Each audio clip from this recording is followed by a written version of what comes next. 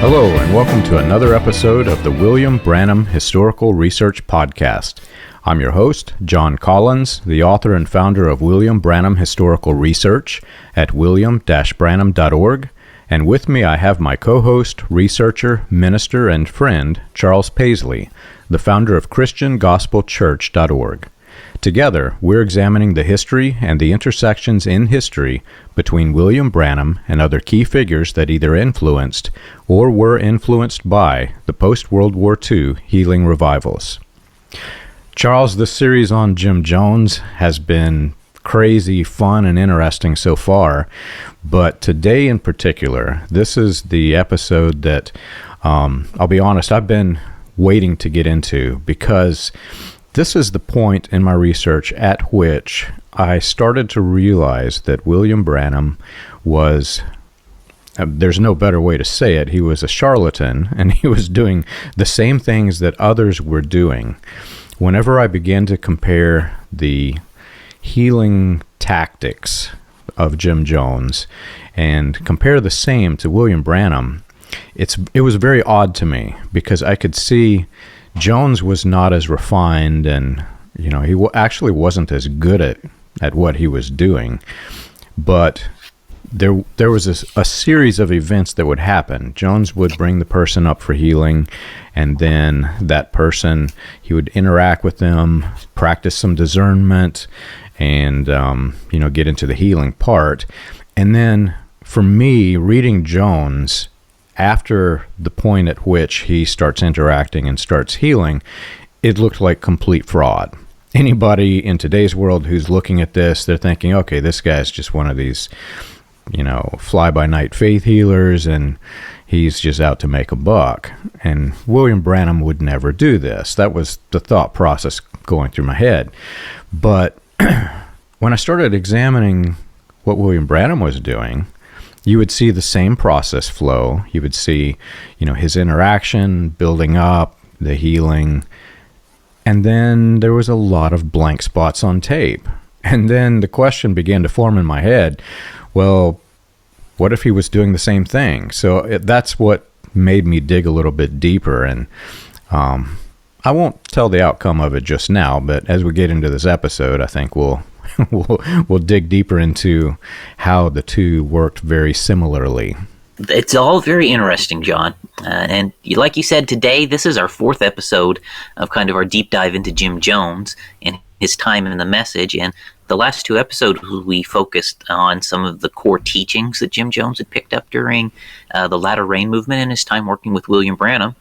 And like you mentioned, there is something else that Jim Jones picked up in his time in the Latter Rain and working with William Branham, and that was his use of faith healing, sign gifts, and you could maybe even say his revivalism style in general. And as we examine that, I was thinking we could start by just kind of walking through the revival meetings that William Branham and Jim Jones held together, at least look through the first couple of years that they worked together, and then maybe just kind of talk a little bit about what was going on in Jim Jones's meetings. And so we do know for sure that Jim Jones was exposed to and working with the Latter Rain since at least 1950, and that he became a Latter Rain preacher by 1953. And so he was already a little bit of a minor figure by the time he started working with William Branham. And again, we know for sure they had started working together by May of 1955. We have the introduction letters and the correspondence between William Branham and Jim Jones and Joseph Matson Bose, where they're starting to organize their meetings in May of 1955. And so we know for sure they had started working together and holding their meetings by then. And the first set of meetings that they held together, according to Jeff Gwynne, you can read his book, he mentions the first set of meetings in June of 1955. And that would have been just a couple weeks before William Branham made his trip to Germany, the one where he meets Paul Schaefer and those things happen. So he's starting holding revivals literally with Jim Jones, literally 2 weeks before he meets Paul Schaefer, John. Wow. As I started lining these things up, I mean, it's incredible, isn't it? That he starts working with Jim Jones, 2-3 weeks later, he meets Paul Schaefer. It's unbelievable. how close in time these things happen together. It is unbelievable. I'm, as you know, working through my manuscript on the book on Paul Schaefer and Colonia Dignidad, and I'll be honest, I nearly completed it and had not yet thought about Jim Jones to add him to the story. And I had to go back and revise some of the chapters because I started comparing the intersections between the two men and William Branham and compared the timeline. Like you said, the interactions of where they first meet is about the same time, but also the critical events and milestones in Colonia Dignidad and in Jonestown, Guyana are very much the same. They're the setup for their compounds is almost the same time.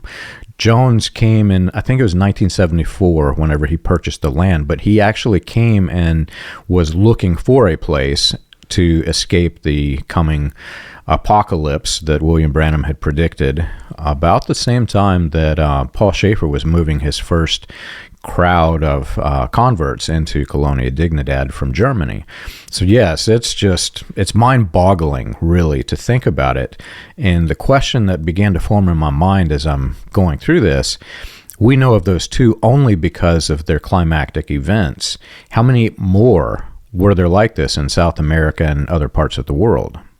Yeah, and again, as we went through in our last episode, there is quite a substantial more that moved into the remote areas of the world that just never became famous, like Jim Jones or Jonestown or Colonia Dignidad. And so, anyways, Jones is doing his first revival meetings with William Branham. Those set was in Georgia. There's actually tapes from those June 1955 meetings with plenty of blank spots on tape. And so we don't, from that, we really don't have a huge understanding of just what Jim Jones' role was in that first set of meetings. But based on what starts happening later on, it seems very much like Jim Jones was kind of working as a supporting evangelist for William Branham at these meetings, helping build up the crowds, give exhortations, and maybe even be the main speaker at some of the services. And so after those Georgia meetings, William Branham went overseas. He went, meet Paul Schaefer and work with them in Germany. Then he comes back in October. And when he gets back in October of 1955, he holds another series of meetings with Jim Jones, again in 1955. And again, there are tapes. And these are the first set that we start to have pretty good documentation even of what's going on in the meetings. There's tapes, and there's, again, solid documentation in the Herald of Faith magazine, and also newspaper advertisements for that set in October 1955. So we can get a pretty good idea of what Jim Jones was hearing, which included the apocalyptic doomsday stuff, and also the practices and things that he was being exposed to in those meetings. And the October meetings, there's actually advertisements in Herald of Faith on those where Jim Jones was being advertised publicly as a participant in the October meetings. Yeah, and there's another thing that I want to point out that the average person may miss, and that is when you have two men of ill intent that are doing this type of thing, these guys who are claiming that they can discern the names and addresses, etc., what's wrong with them? And they're William Branham's using prayer cards, Jim Jones is using prayer cards, and there will be people who claim, well, I never submitted a prayer card, and he mentioned me by name. He knew my address. Well, when you have two men of ill intent, this becomes incredibly easier. There is evidence out there that suggests that John G. Lake was doing the same for John Alexander Dowie. Lake was the one who was confirming the alleged healings and or working with Dowie to find what was wrong with people beforehand. And there's a wealth of information about, the tactics of these quote-unquote faith healers. We have Jim Jones, who we know was not in any way, shape, or form a man of God. And we have William Branham, who Jim Jones himself said that, and in the mouth of two or three witnesses, he names his witnesses. He says, William Branham told him, I don't believe a thing in this Bible hardly, but it's a good way to make a living. So you've got these two men who are very similar. Well, when William Branham picks a person out of a crowd during these discernment meetings, what's to say that Jim Jones had not told him already beforehand what's wrong with this person, where they live? Jones has all of their information, and vice versa. William Branham is lifting Jones up to be a leader in this latter rain revival. Who's to say that William Branham is not also feeding him information? And we have the letters by Joseph Matson Bozé that are connecting the two, behind the scenes. So there's a lot more going on than meets the eye when you look at the surface of these meetings. Right, and we can have some idea of the things that Jim Jones was even preaching during this period while he was there with them, working with William Branham. Herald of Faith has published multiple of Jim Jones' sermons in their magazine. And what's interesting, if you actually open the magazines and look through them, these Jim Jones sermons are on the page after the William Branham sermon, right? Like William Branham's sermons are featured in here. Herald of Faith is William Branham's primary publicity tool in these years, okay? And almost every edition will have a 3 or 4 page William Branham sermon in it, right? Yeah. And then several other supporting evangelists will get their sermon. Well, Jim Jones' sermons are appearing right next to the William Branham sermons in the magazine through these years. And so he's being lifted up, and as you read through his articles, kind of these abridged sermons that he was publishing there, it's very clear Jim Jones is preaching all of the same latter rain themes, and he's also placing a special emphasis on communal living and helping the poor in his sermons, right? And again, connecting that into the latter rain framework. And as you come into 1956, Jim Jones takes an even bigger role in the revivals. We find articles like this in Herald of Faith, where Jim Jones is appointed to the committee that's responsible for organizing the latter rain conventions. And this is a really important position for Jim Jones. And if you look at it, like they're representing Pentecostal assemblies of the world in this thing. People from Germany are on this board with Jim Jones. People from all over the United States, from Canada. This is an international board for scheduling and organizing latter rain conventions. And at this time, John, William Branham is 100% on board with this group of people, right? And this includes this group that Jones is, with, and they're organizing the conventions. This includes Joseph Matson Bozé at this time. He's in this group. All of the independent assemblies of God, the full gospel businessmen are still in this group at this time. Oral Roberts, Kenneth Hagin, T.L. Osborne, Tommy Hicks, A.W. Rasmussen, right, on and on. All of these people they're all aligned in this group at this point in time. And this really represents, honestly, this is the main trunk of the latter rain movement at this point in time.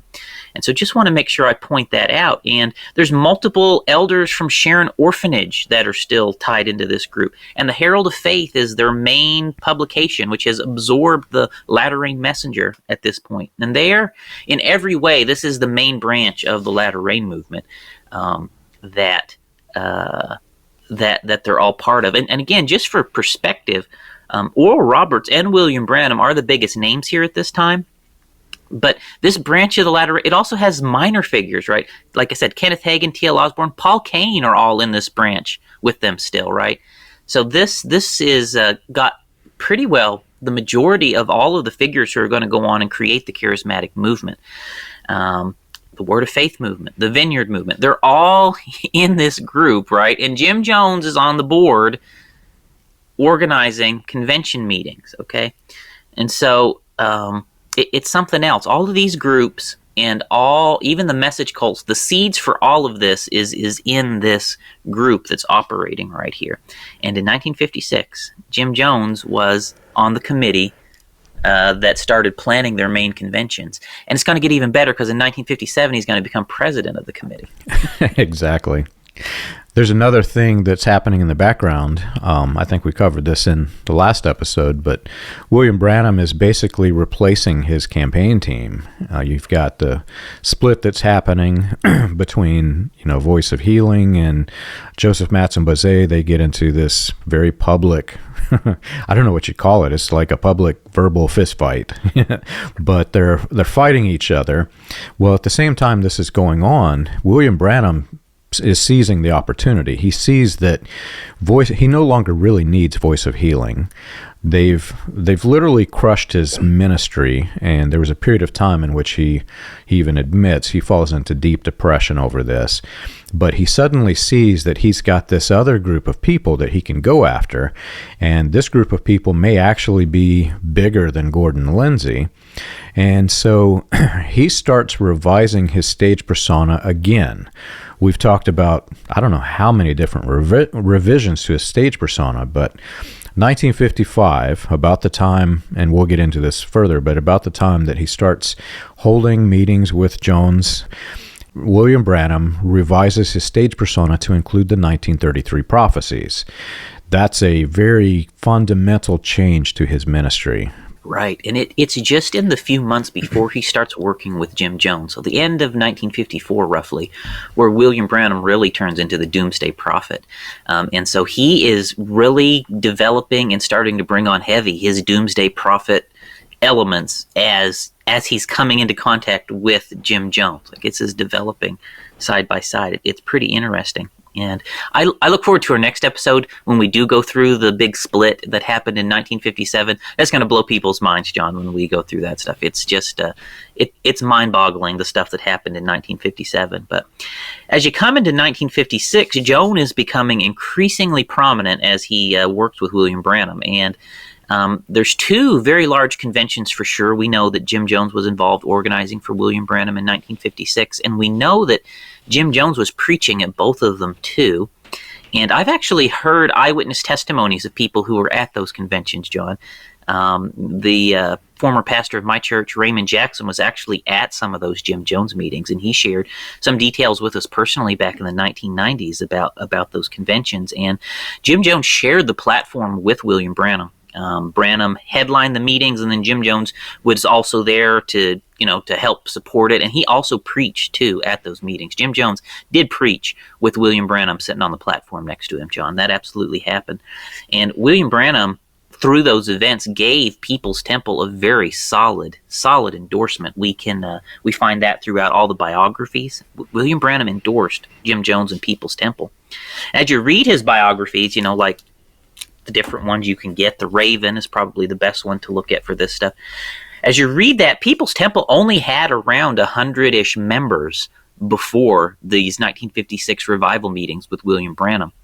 But after these 1956 revival meetings, overnight, People's Temple basically exploded to about 1,000 members. Right? Yeah. So it's really demonstrable that it was William Branham's endorsement of People's Temple that really caused just the massive growth of the church. And again, it's all detailed in Jim Jones's biographies. So the importance of William Branham to the launching and the popularization of Jim Jones and People's Temple is just unquestionable. Yeah. What's really interesting for me is the massive cover-up that happened after all of this, this explosion with Jones and the parting of ways, to cover up the fact that the two men were working so closely together. I remember whenever I began looking at the big meeting, the one that made the book The Raven, where William Branham is the host at the Cato Tabernacle. And, I thought that was the first meeting. Even when I wrote the book, I thought it was the first meeting. But as I continued to dig, I started noticing in the advertisements for this, it kept saying the second annual. And I started digging through the newspaper. Well, where's the first annual in the newspapers? And it just simply wasn't there. It was not as heavily advertised by Jones. Like you say, Jones exploded in his attendance, and that would have also included in his finances. So there's a clear point at which Jones starts bringing in so much revenue, he can heavily advertise. But when you go back to the 1955, there just isn't as much evidence, and it seems to have been scrubbed. So the fact that they're removing things is, for me, it's eye-opening, because you don't remove something if there's nothing wrong, right? And as we'll get into it further, the fact that they have even removed key elements of the discernment strategy from the recordings themselves in the transcripts that we do have, that also, for me, is eye-opening. Yeah. And so I think we definitely need to take time and walk through what's going on in some of these meetings. And one thing that we see playing just that huge role in the ministry of Jim Jones is the use of the sign gifts and faith healing in his ministry. And like what you mentioned at the opening, John, what really interests me on this topic as it relates to Jim Jones is his style. You can go back and you can listen to the videos of other evangelists. Like, you can find the Oral Roberts videos from the 50s. Watch them. You can watch the A. Allen or the T.L. Osborne, right? You can go back and you can watch their videos and how that they operated and how they did things, right? And each of them has kind of a unique style or a unique personal flair, right, to how they did the gifts of the Spirit. And William Branham was the same way. He had a sort of a unique signature style. And when you go and you watch the videos of Jim Jones, there's videos of Jim Jones doing revivals that you can get a hold of too, from, roughly the same period, the early 70s or late 60s periods of time. And Jim Jones clearly was trying to mimic or mirror William Branham's style. Jim Jones' style is much more akin or much more aligned with the way you see William Branham operating these gifts, as opposed to, say, Oral Roberts or A. Allen. He's definitely patterning himself after William Branham in the style that he's doing these things. He is, and that goes very deeply into even the doctrinal teaching is similar to what was in William Branham's style. And, as we've discussed often, the things that William Branham taught were not his own. He copied them from others. And, he was heavily influenced by John Alexander Dowie. And you find Jones, he's basically learning from William Branham as Branham at this time is the leader of the post-World War II healing revival. So you have Jones, who you can't say really mentored by Branham, but he's learning by example from Branham. And right down to the doctrine, William Branham had the mind, body, spirit doctrine. It's the same doctrine that John Alexander Dowie used. And it's, if you go back and you watch the old episodes of Bonanza or Gunsmoke, you've got the traveling snake oil salesman, and they're giving you this thing to think through that doesn't really make sense, and it confuses the people, and they take the magic elixir. Well, that's how these faith healers operated. And they take just little passages from the Bible and they twist it to their own advantage. And, here's an example by Jones. He says, many in the church age, so he's got dispensationalism, just like Branham. Many in the church age believe in the spiritualization of God, as you believe in the Spirit of God, keeping with the Spirit, that you may be healed mentally and spiritually. And what's interesting is there's a tape edit there in the transcript from Jones. When you see God in the material realm, then you get healed in your physical realm, and then the deliverance comes in the physical body. Freedom comes in the natural. We get freedom from poverty, if you want, from disease. If you apply it to the Spirit of God, your spirit will be healed. And if you apply it to the mind of God, your mind can be healed. But if you apply it to the body of God, then your body will be healed. And you can't say that we have this exact quote from William Branham, but if you take sermons from William Branham that's explaining this teaching, Jones is basically just summing up what he has learned from Branham, and Branham has learned it from Bosworth, and Bosworth from Dowie, and Dowie from who knows where. But as we'll get into this deeper in this podcast, there's a strategy behind what Jones is doing. And that strategy, it's more than self-promotion. It's almost self-deification. And when you run the two men, their doctrines in parallel, you see that there was a method to their madness. Yeah. Now, the reason that I find Jim Jones' style similarities to William Branham so interesting is that there's actually been pretty extensive investigations into Jim Jones' practices, both before and especially after the Jonestown Massacre, right? And investigators uncovered pretty well how Jim Jones was faking most everything, right? And it was incredibly deceptive what Jim Jones was doing. And if you get the Raven, this has a lot of detailed accounts from those investigations about how Jim Jones faked all of this stuff, all the fakery. And what happened was that somewhere along the way, Jim Jones got reported to the Indiana Department of Health. And the State Board of Psychology launched an investigation into what Jones was doing. And they sent doctors and investigators to People's Temple to try and uncover what was going on. And those investigations, they played really also a key role in Jim Jones finally closing down People's Temple in Indianapolis, right? Was because he was trying to escape what those investigators were cluing into in the original People's Temple location in Indianapolis. So the government itself investigated this stuff while he was still alive and operating, and uncovered some details about this that we can share with you. Right, and following the pattern of Branham, Bosworth, and Dowie, you have the same thing. You had, with Dowie, the government was stepping in because people were dying. People were dying from Dowie's alleged cures that, by the masses. We have accounts of them, just the number of people who they whisked away from Dowie's complex to the morgue, and, under the cover of night, so nobody knew, to the extent that they weren't even reporting all the deaths in Dowie's sect.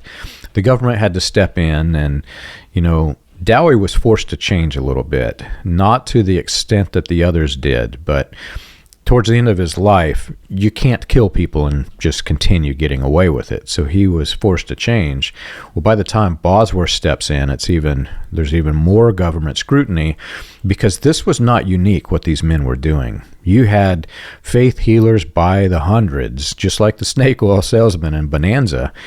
And if they tell you not to go to the doctor or not to take medicine and you die from it, they're liable. So by the time Branham starts into this, you won't find Branham telling people this, because he knows he will go to prison for it. But what you will find, which is, Charles, this is just the most fascinating part of today's episode, you will find cases where both Jones and Branham will tell people that they have diseases that they did not even know that they had. Because there is no legal responsibility for a disease that you do not know that you have. You cannot sue somebody, a family cannot sue somebody if they die from a disease that, there's no medical proof that they had it. And you find examples of Jones getting up and saying that you are suffering from something and you don't know what it is, but it's cancer, and you've got cancer, and by golly, I'll heal you from this, We find the same thing. In fact, we have seen, I think we've covered it in prior episodes, and I tried to look it up to get the exact quote. I can't find it at the moment. But you'll find testimonies by quote-unquote healed people, even in Voice of Healing, where they said, and I did not even know I had this disease. Praise God, I'm healed for it, and I did not even know that I had it. Well, that's what these men were doing, and the fact that Jones is doing this and being, learning, maybe mentored, but learning from William Branham how to do this, it shows that there's a clear strategy behind the scenes. And I've not dug too deeply in Oral Roberts and some of the other sermon transcripts, but I'll bet if we dig into each and every one of the men involved in this movement, you're going to find the same thing. Praise God, I'm healed of this disease that I did not even know that I had. If you listen carefully to the prayer lines, right, you're going to find the same. A lot of the people are coming up, they've got something wrong, but like you mentioned, they don't even know what's wrong. They've never been to no doctor. These people don't believe in doctors, a lot of them. They've never been to the doctor. So there's no diagnosis, back in these days, the average Pentecostal believed the doctor was the devil, right? Still, these people were not going to the doctor. Most of them, so they had no sort of diagnosis, and they'd come up and William Branham has discernment, right? And he will tell them what's wrong with them, and you listen. He says, "You're having this and that problem." Well, it's lady troubles. Oh, it's a nervous condition. Oh, it's cancer. Oh, it's a rupture. It's a, and he'd have all of these really, and he had some really weird way of describing some of this stuff, John. Some of the stuff that he diagnosed people of don't even exist. I think he just, invented it in his head, these things. During that era, they were not as educated in medical science, the general population. So they would come for healing of a female trouble. Well, it was this broad thing, right? I mean, the female anatomy, you can take anything that a female has wrong with them, and you can say, well, that's a female trouble. Well, if you mention this to a female who's in your healing line who is obviously sick of something, well, the woman's going to immediately say, yes, I have a female trouble. I am a female. How did you know? They healed a lot of people of female troubles. That was actually one of his more common diagnoses, was female troubles. Exactly. Which is a whole interesting thing even to think about. But ulcers was another thing that was pretty common. Well, you don't know this, but you got an ulcer, and this ulcer is brought on by your stress. Like, he would even walk them through how this happened. All right, you've got a nervous condition, and this nervous condition's caused an ulcer, and this ulcer's caused this, which has caused that, which is bringing on a cancer, right? And like, he would go into these elaborate explanations, which things that just it just don't even work that way, when you look at medical science and stuff. Yeah. So, anyways, this stuff's happening. So let me share a couple of the fake healings that Jim Jones pulled off, John. Again, these are documented. They investigated these, and one way is that he would plant people from his inner circle in the congregation, and in the prayer lines. And they'd be playing along with him. So he'd actually have actors in the role of people coming to get healed. And they'd come on stage. He'd pray for them. He would heal them. And the people watching had no idea that they were just part of the act that were playing along. And if you're out of town, a long way from home, you would have no idea that you're just watching actors. And it's the same thing, with the Deep Call of the Deep. I mean, how do we know that some of those people weren't actors when we don't know, right? We really don't know. We actually do know. We've got some documented, and I'll put one up on the screen here, but we have people who were healed of the same disease multiple times during these healing revivals. Yeah. There is definitely indications that William Branham may have had an entourage traveling with him that he was healing over and over. There is some evidence and indications of that. And so when the state, anyways, one of the popular things that Jim Jones would do, which William Branham did the same thing, he would heal them of cancer, and then they would cough up their cancer, or their cancer would fall off them. You even see that. Did you notice her goiter fell off, or her cancer fell off, or whatever? So that was something Jim Jones did quite a bit too. And so the state got some tissue samples of the cancers that were being coughed up and falling off of people, and the state discovered that the cancers were actually chicken gizzards. Yes. So it wasn't really cancer falling off of people. It was just an act, and they were using raw meat from the grocery store to fake cancers coming off of people. Yeah, for me, Charles, the cancer, I think, is the big deal when you think about the strategy that's going on behind the scenes. Today, if you're not influenced by this false religion, cancer is, it's just a disease, and if you go to the clinics, they can maybe not cure you, but they can extend your life for a very, very long time. I know a lot of people who have been their cancer has been in remission for years because they go to the doctor, and medical science can work with the cancer and they can help you survive it. Well, back during that era, that medical science was in its infancy, and it was the number one fear by these people. And it was used, which I'll get into in a minute, it was used as a strategy really to bring the people into this fear that if something's wrong with them and they don't know what it was, and they've been to the doctors and the doctors can't figure out what's wrong, well, these guys had an advantage. They could say, well, your doctor doesn't know what it's wrong because they've not tested you for cancer. You know that you have cancer. And like you said, Jones was using a strategy. One of the sermons, and I'll put it up on the screen, but he says, it's terrible, these. They smell horribly, and they taste horribly as they loose. Often, nearly always they do. And he's getting them to spit out the cancer, right? And if you talk to any of the old timers in William Branham's message, Cult of Personality, they'll tell you that they watched cancers just fall from the body. In fact, I think if you look at the deep, Call It to the Deep, I think there's one on there somewhere, somebody has pointed it out to me, where a cancer is falling from the body. And people who are indoctrinated in this belief system, they believe that this is possible, and they're not really thinking about how a cancer works. Cancer spreads it's almost like a spider web through your body. It gets into the cells, and the cells network and spread.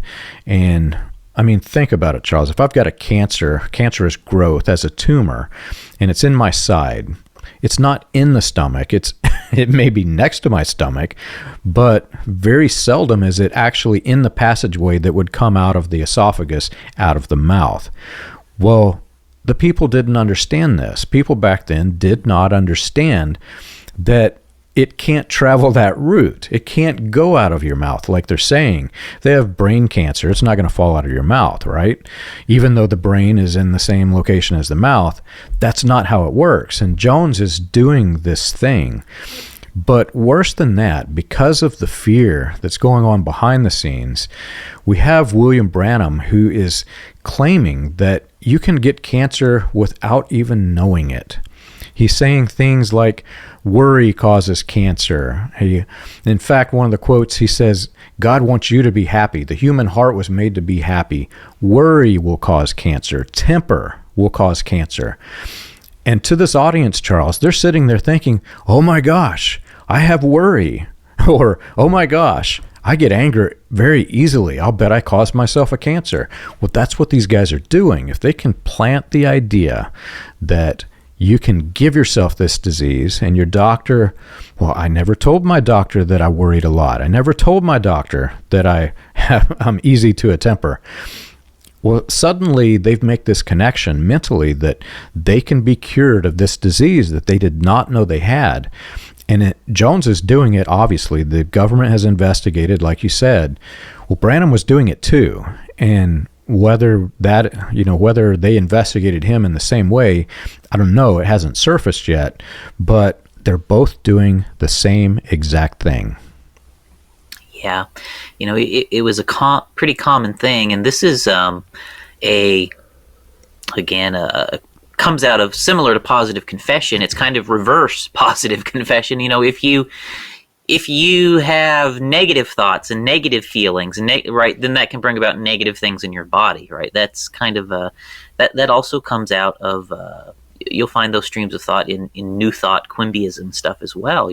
Good thoughts bring good things, bad things bring bad things, and I find the same thing. Even in the churches that I came from, John, it was still a very common thing that if you're thinking negative, you're going to give yourself this, that, or the other. You're going to bring on your own problems with the way you think about things. William Branham kind of used those same tactics on people. Because in one way, it then set up the counter. And now if you will throw those beliefs away and now come believe and have faith and positive confession in what I'm talking about, now you can undo what your bad thoughts have done, right? You can undo what your unbelief and lack of faith has done by now turning to positive faith. Yeah. And, for like you and I, we were indoctrinated in this Branham-style religion. When you look at the tapes of Jones, like I said earlier in the show, you look at this thing that's going on in today's world, people just wouldn't buy this. In no way, this man's a fraud. I have watched too many episodes of Gunsmoke. I know what this guy's doing. And we're indoctrinated to think William Branham was different than this. But let me read an example here. This is from a William Branham transcript, and interestingly, it's in 1957 in March. This is during the same time that he's working with Jones.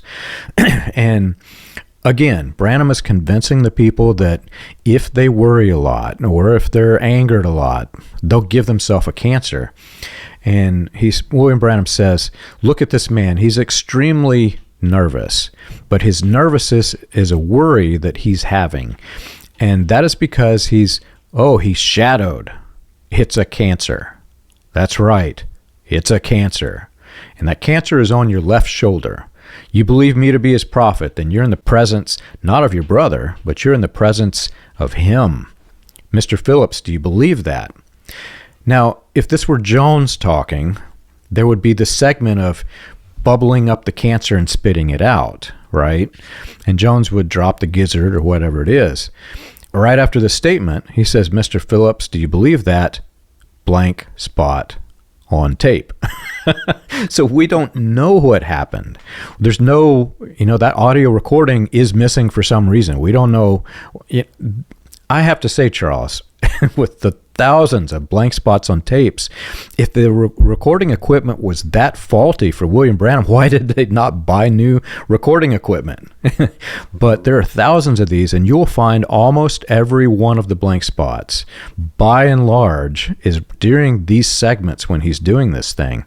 So we have to assume that Mr. Phillips spit out the cancer, and we can assume that legitimately because people like my grandfather mentioned that people were spitting out cancers. Cancers was falling from their bodies.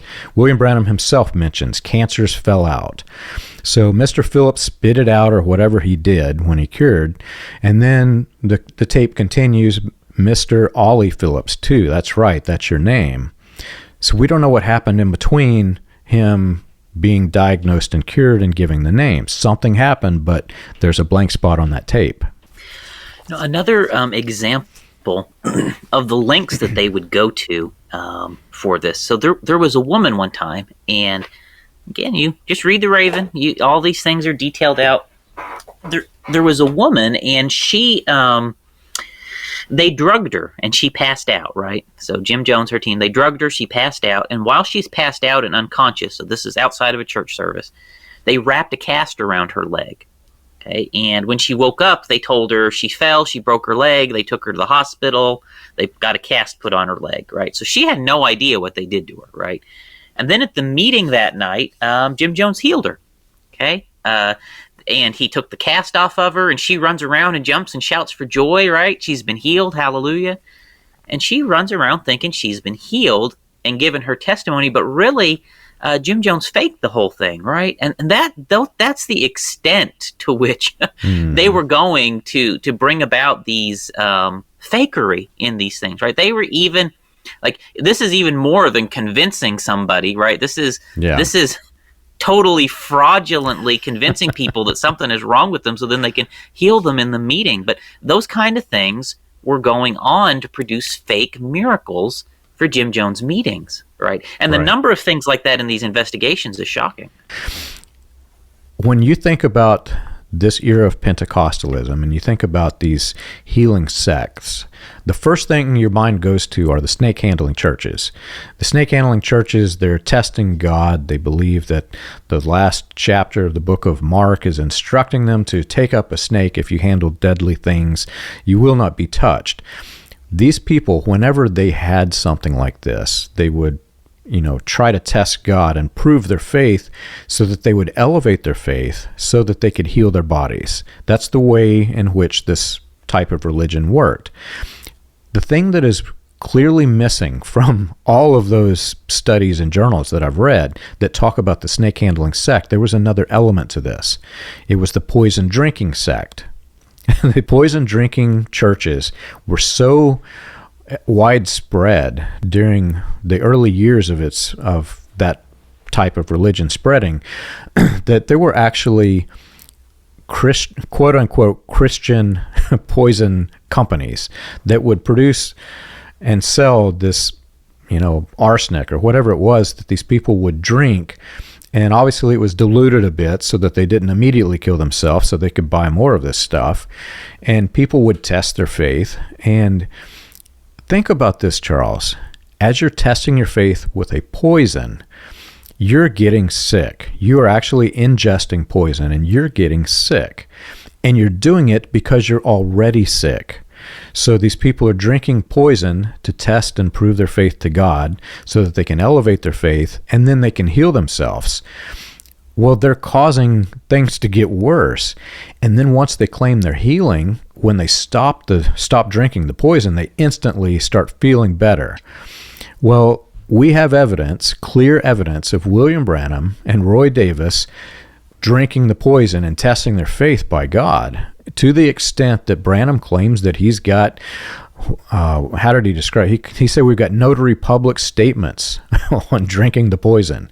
So he's doing this, and think about the number of people that they are healed by this thing that William Branham's doing, and then they go home, and then they give these testimonies, and after this, suddenly I started feeling better in ways that I cannot describe.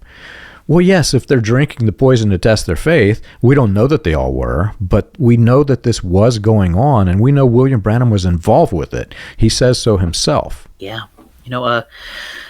Another thing about it, is the fake discernments, or the discernments, the revealing of the hearts and minds. And Jim Jones, like you mentioned, he did use prayer cards like William Branham did. We know he did that. But the investigators also turned up even more details into how he was pulling some of that off. And Jim Jones basically had little private detectives working for him. Yeah. And they would report back to Jones. They'd go out, they'd collect details from people in the crowd, in the audience, or even people they knew were going to be coming. And then they would report those details back to Jones so he could use it in his discernments. And at the meetings, the ushers who were in on it, who were the detectives, they would point out the people in the crowd, like spotters in the crowd, or they would go and encourage the people to come up and get in the prayer line or what have you, right? And they would organize it to help Jim Jones know who and where to point and so forth with his discernments. And there really was absolutely nothing supernatural about it, right?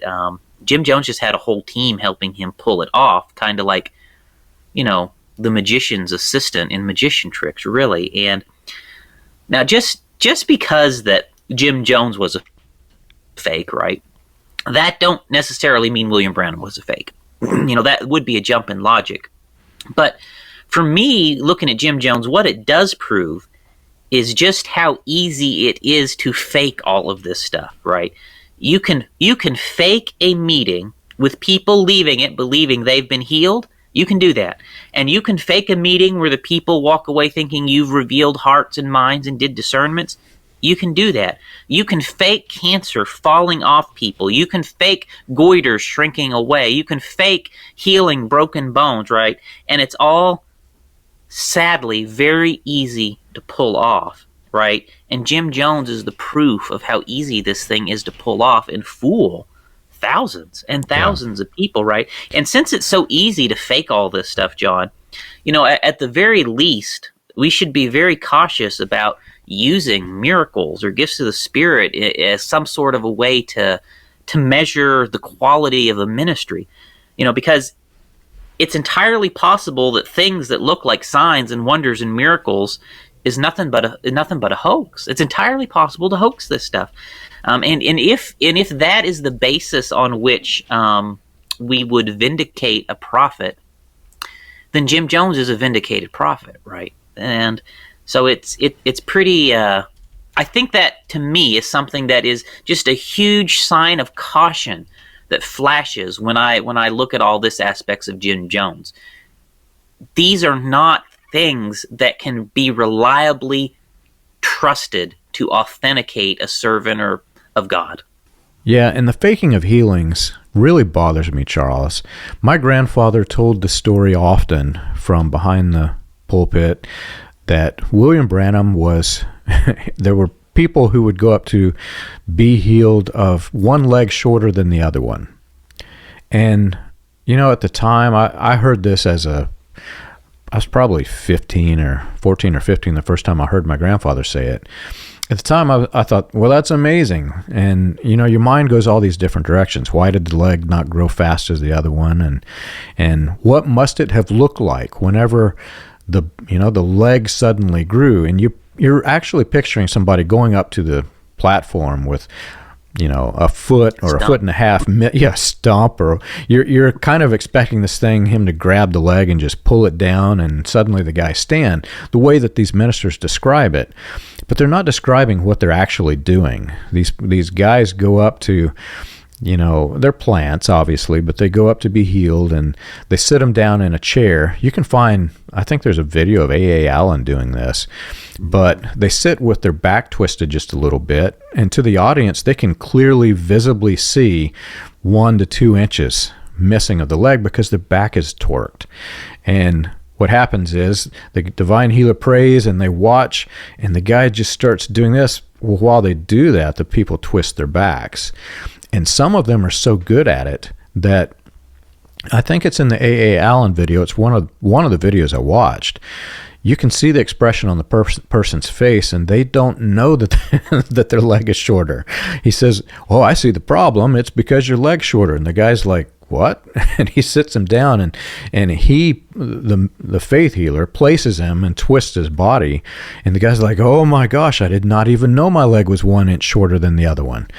And the guy starts pulling and straightening, and the guy stands up and praise God he's healed of a shortened leg. Well, we know William Branham was doing this. You have people like my grandfather who were claiming that they were doing this. With Jim Jones and his sermons, this is one of the strategies that he had for quote-unquote healing the shortened leg. Yeah. Let me quote a Bible verse here, John. Matthew 24:24. Jesus said, "For false messiahs and false prophets will appear and perform great signs and wonders to deceive, if possible, if it were, the very elect. I have warned you ahead of time." Thank you, Jesus. So Jesus warned us ahead of time that false prophets can come and do great signs and wonders, right? Even that could potentially it'd be so deceptive, right? It'd even deceive, the very elect, the brightest and minds in the world, right? The best and brightest could even be deceived by some of this stuff. So signs and wonders, John. And Jesus told us signs and wonders are as much a sign of a false prophet as a real prophet. You know that? Yeah. Jesus said that himself. And so to me, I think Jim Jones's point in case that what Jesus said is true. Signs, wonders, miracles is not something you can reliably use as a means to identify some true servant of God. And so one more important thing, John, I think we should look at here as we keep going is kind of regarding Jim Jones's preaching style. So Jim Jones' preaching style was also remarkably similar to William Branham, right? Even more so than, say, Oral Roberts or A.A. Allen, right? William Branham had this manner of talking nice, soft, and mellow, and then all of a sudden, big, loud, explosive, angry, yelling, screaming, yelling, And Jim Jones was very much like William Branham in his preaching style.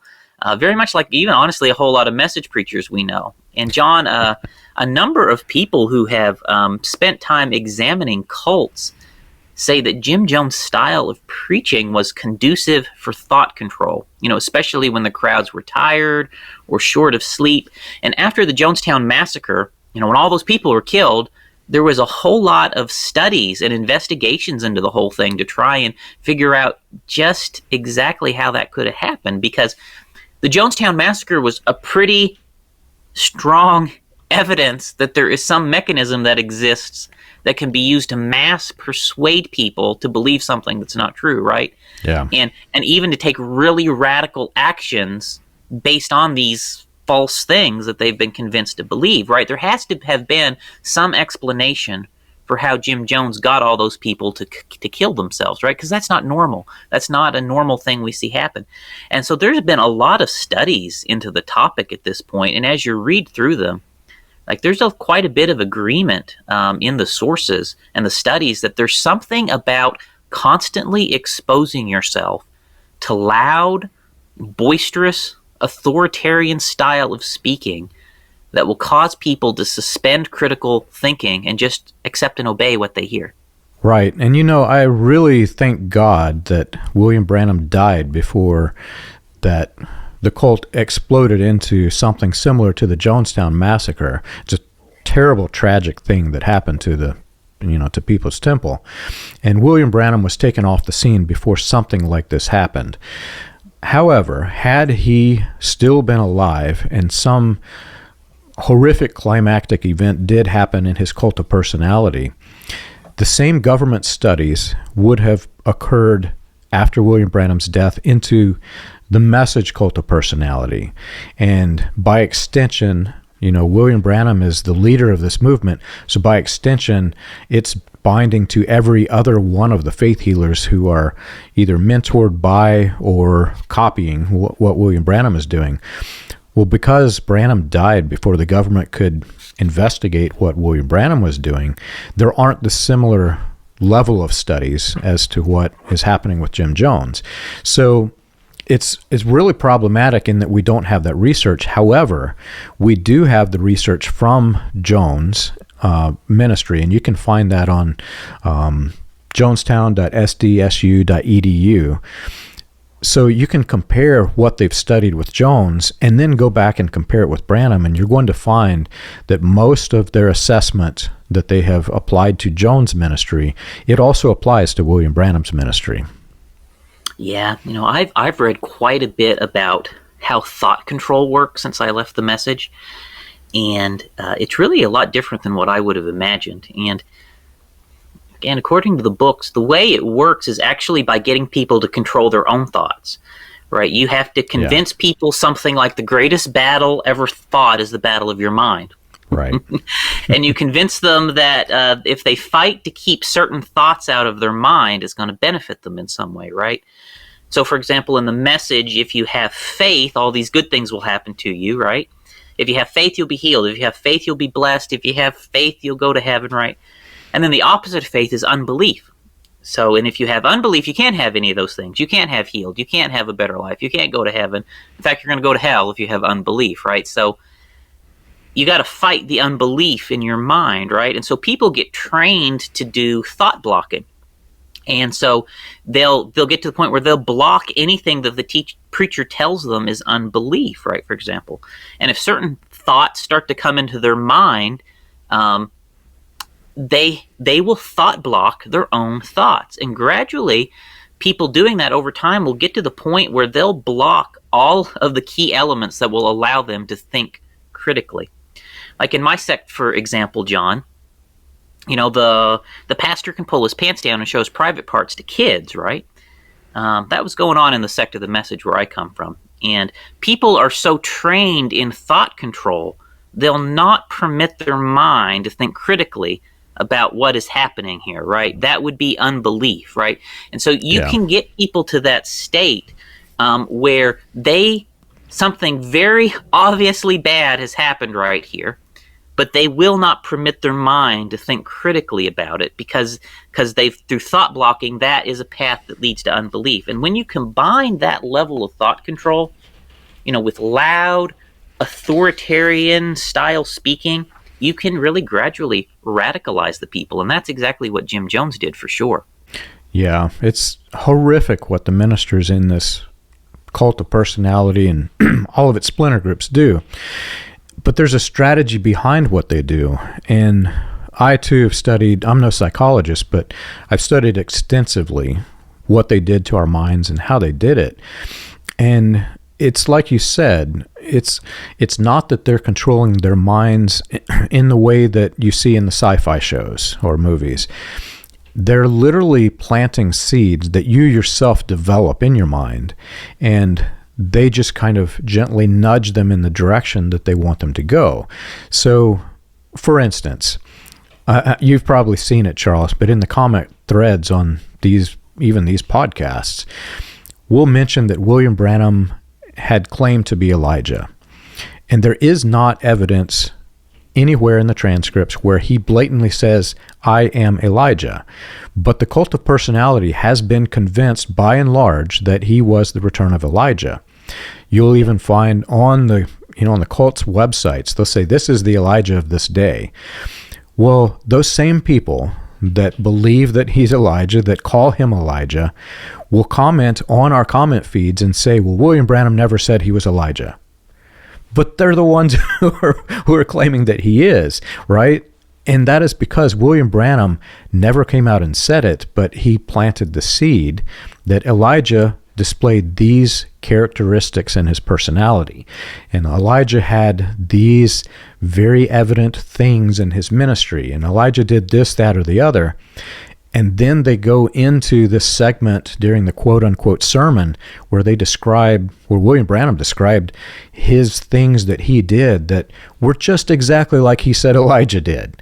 And that's part of the mind control and manipulation. He's not saying that he's Elijah, but he is unduly influencing you to believe that he is or was Elijah.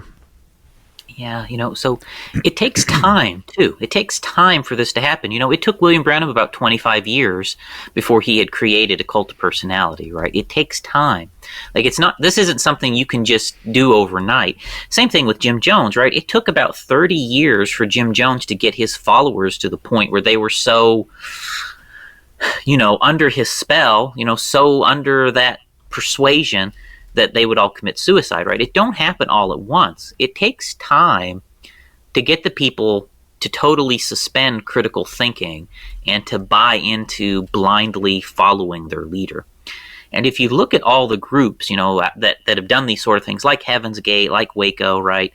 It takes generally a few decades to get people that radicalized. It's not something that happens overnight. It's a slow, steady, building process to get people there. And we've seen it play out over and over again. If you take any deep study of these cult groups that have done this, it's all the same pattern, right? It's all the same methods. The doctrine itself just varies a little bit, but it's the same methodology that they all use to do this, right? And you can, like you mentioned, what you see Jim Jones doing, William Branham was definitely doing that same stuff in his later years. And I could list you off a long list of message preachers I know that do the exact same stuff today. It's still going on. It really bothers me, Charles, when you think about what they did to our heads, because it's, we can't say that they locked us into a room and like you see in the World War II movies, with Nazi Germany, where they're brainwashing they're showing all of these lights flashing and these videos and these snapshots of images and implanting the images in our head visibly through our eyes. Instead, they did it through our ears. They did the same exact thing that the Germans were doing to brainwash people in these concentration camps, etc. They were doing the same exact thing through our ears that the Germans did through the eyes. And, it really angers me because as a father, I subjected my children to this. I literally if you put the comparison out there, I literally let the Nazi-style regime take my children and do the same thing to their minds that they did in Nazi Germany. Yeah, and if you can convince somebody that thinking about this category of thoughts is going to send you to hell, is going to destroy you, is going to kill you, is the boogeyman, it's an existential threat to you to even start to think about this thing.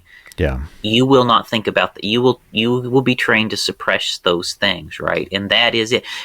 If you start thinking in the mess, where I come from, if you start thinking that the preacher up there who's supposed to be God's voice is not actually God's voice, you're going to go to hell, right? So you don't even allow yourself to go down the path of thinking, wait a minute, is this guy lying to me and deceiving?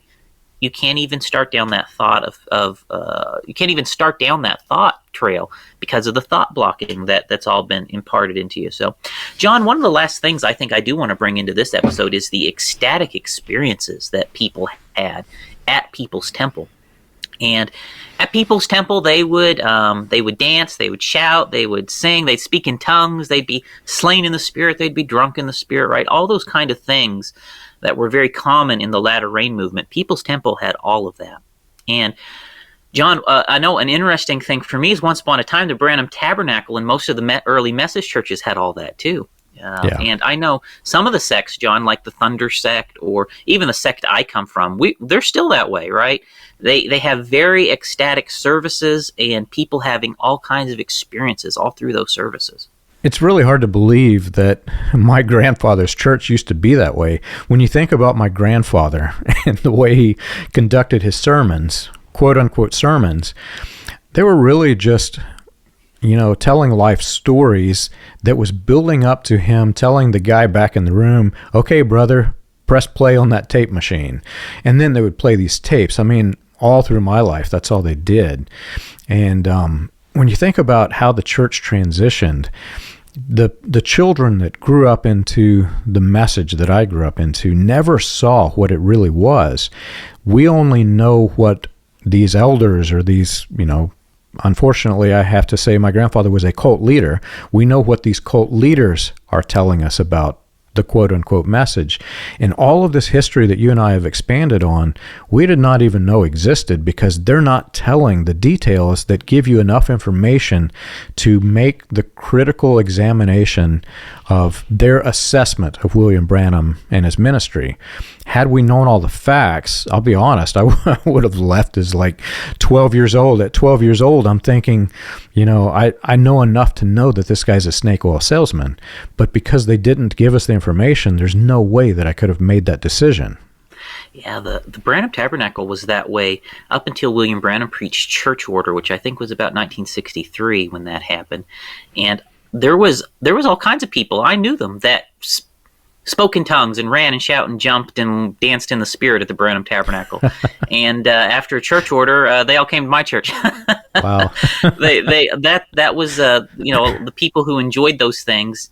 Brother Branham basically said there's a back room, you can do this in the back room. And the people who wanted to do it in the open service, they generally found their way to other message churches where those things were still permitted. So that I grew up with that, John. That was standard service where I come from for quite a bit of the time. People dancing, shouting, and what's really crazy, John, in the Jim Jones stuff I found is that it is even possible to fake all of that too.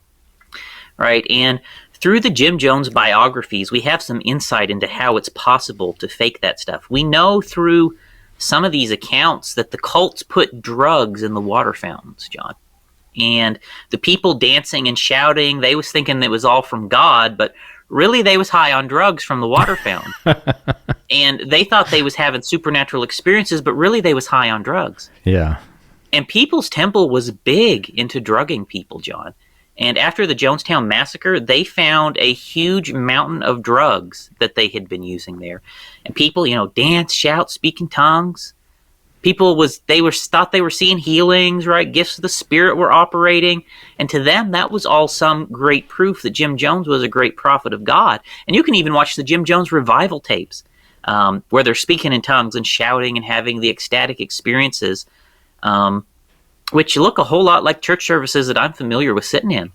Yeah. But at least in part, it was just a hoax. Like they were, some of those people were high on drugs that no doubt, Jim Jones and them had unleashed on them. And, miracles happening on stage, people being drugged, and you can read the biographies about Jim Jones that spell all of this stuff out. And John, it just blows my mind watching those revival tapes.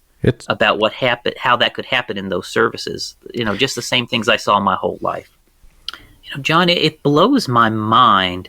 It just blows my mind. And you can watch the revival tapes of Jim Jones. You can see what's happening in their services.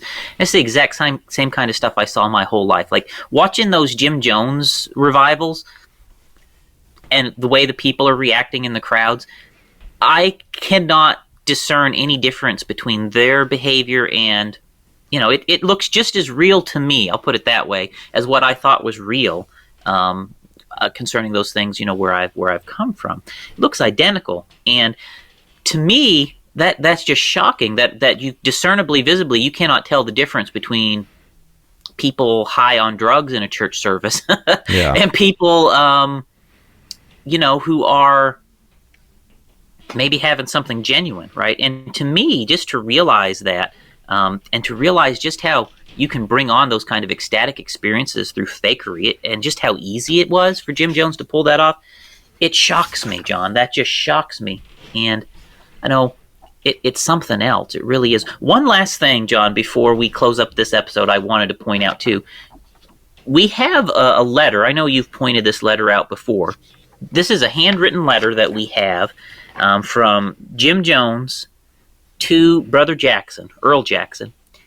And in this letter, Jim Jones is telling Brother Jackson about the message, about how wonderful and important the message is, and how Jim Jones is inviting him to come join People's Temple through the years. And Jim Jones is advertising himself. I just want to bring this home as a message preacher, and he is encouraging people to believe the message, right? Jim Jones was a message preacher, a latter rain message preacher. Jim Jones was in the message, right? Beyond a shadow of a doubt that he was in the message while he was doing all this kind of stuff that we're talking about today. He was in the message doing the kind of stuff we're talking about today. He was in the message faking healing.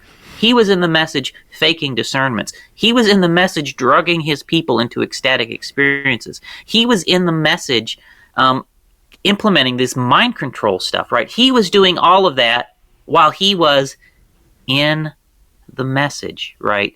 Working with William Branham is when he was also doing this kind of stuff. And John, it shocks me because I know people I went to church were sitting there right there while Jim Jones was doing that alongside William Branham. Yeah, it was the same years, according to the timeline, that my own grandfather became a message preacher. So my grandfather joined the message at the point in time in which it was a joint Jim Jones, William Branham message. And the fact that there are so many similarities to what's going on, it not only angers me, Charles, but it scares me. If you think about, had William Branham not died, what would have happened? And it scares me further to see the extent in which there are several ministers, and I won't name their names, but they're showing more signs of the mental breakdown or the mental instabilities that Jones had right before the Jonestown Massacre. So it really bothers me that things continue to progress, and it's not progressing in the right direction. Yeah. John, as we bring this episode to a close, I know, to me, this is a very sobering episode, because you can't examine Jim Jones' ministry and read his biographies and watch the documentaries and walk away from that without realizing that it's possible for someone like Jim Jones, who was a lifelong psychopath, a lifelong sadistic monster, right? Someone like that, it's possible for someone like that to pull off signs, wonders, miracles, healings, discernments, and totally convince tens of thousands of people that what they were seeing was real, right? And I think that's a very sobering thought to realize that is what Jim Jones was. That's what he did. That's what he got away with, right? And for all our listeners in the message, I do hope you'll really think about these things, right? And take some time to look into how cults work. Go watch Jim Jones documentaries. Listen to some Steve Hassan videos about how cults work, or Rick Allen Ross videos about how those work, the experts on these things. Just see how cults work, how they implement thought control and thought blocking, how they lock people into a mindset, and how they use ecstatic experiences, and how they use all of these different things to hoodwink people and authoritarian style speaking, to control them and to lock them into a line of thought where they just will believe and accept and do anything their leader tells them. It is sobering. It's, honestly, the more I think about this, the sicker I become to my stomach, because they were doing the exact same things to our minds that Jim Jones did to the minds of the people in People's Temple. And Charles, I'm glad we got out when we did. I think if you compare the message that I left to what I see today, it's by far worse and even more controlling and destructive. So it's heading down the same trajectory. I just hope, Charles, that before some event happens, I hope that people can wake up and snap out of it.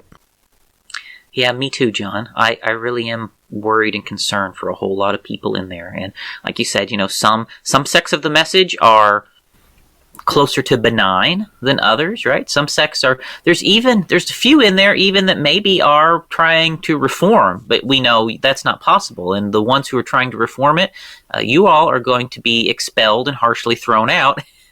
And you'll be over here on this side with us chatting about this at a certain point in time. So enjoy your journey, right? It's not going to be fun, but we'll be here to be your friends when you reach our side.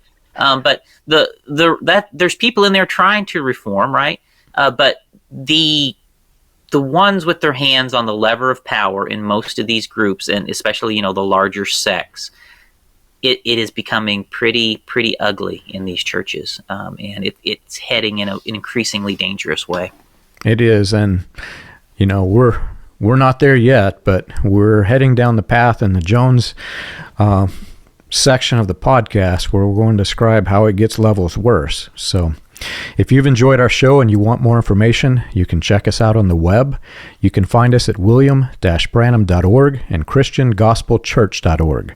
For an overview of the historical research of William Branham and the healing revivals, read Preacher Behind the White Hoods, a critical examination of William Branham and his message, available on Amazon, Kindle, and Audible. Join us again next week. We've got a great episode coming.